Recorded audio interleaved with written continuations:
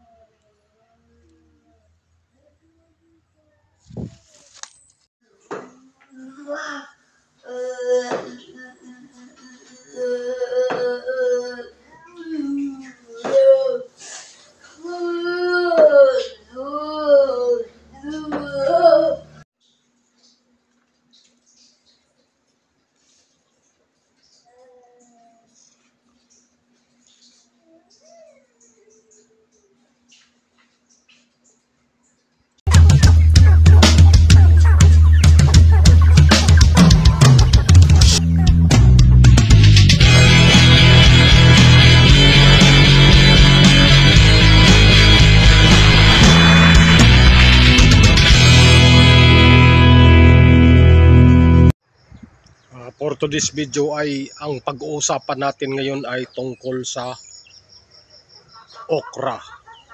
Disclaimer lang po, ito po ay binabase ko sa aking experience at sa aking mga pagsasaliksik about sa okra na gulay.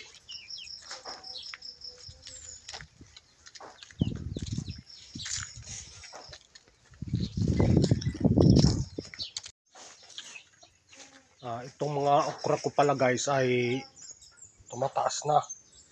So araw-araw ko ito naharbisan. Marami-rami na rin din nakuha ko na okra guys. Dahil bawat sanga may okra dito sa gilid. So nakakailang pitas na yan, no?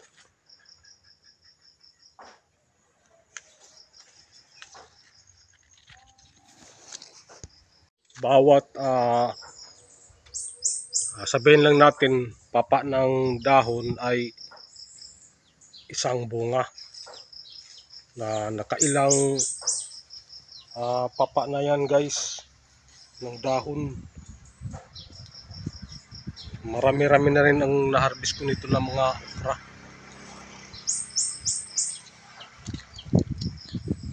So proceed na tayo sa ating main topic guys, kung ano ang mga diskarte o mga paraan tungkol sa pagtatanim ng okra.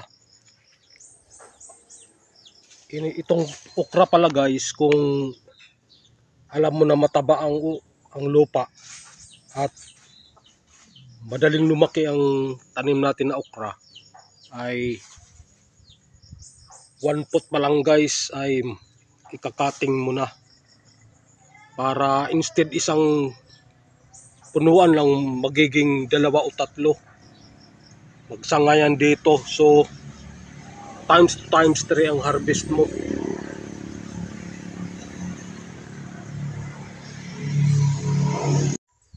Number 2 guys, kapag tama na ang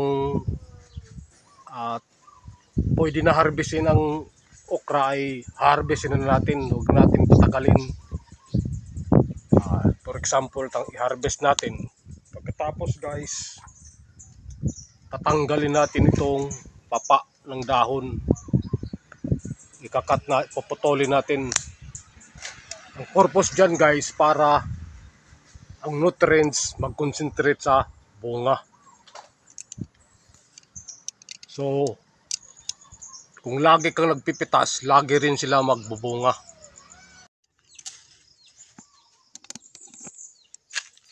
Number 3 guys,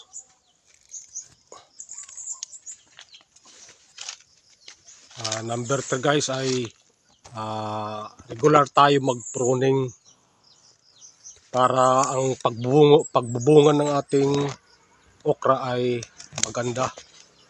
Ikakat natin yung mga unwanted na sanga, yung hindi pakinabangan.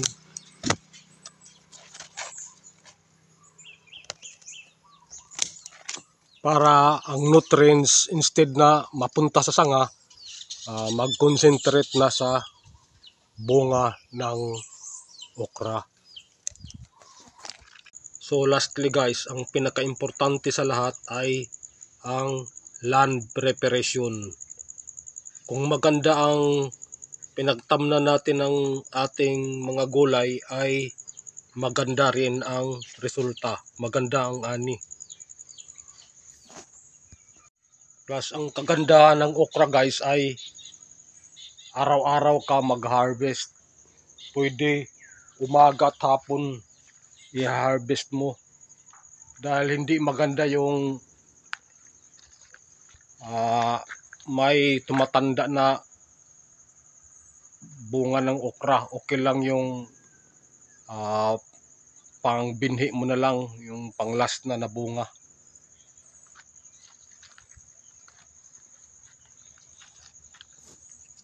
So update tayo sa ating kamatis guys.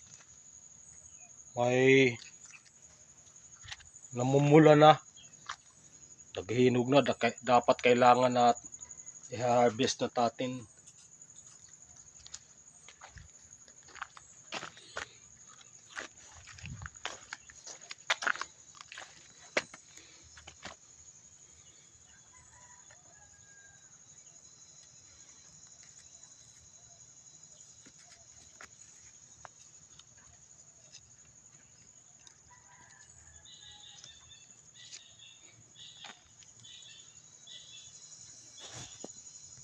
Kabila guys ay wala pa, mayroon pa pero alanganin pa.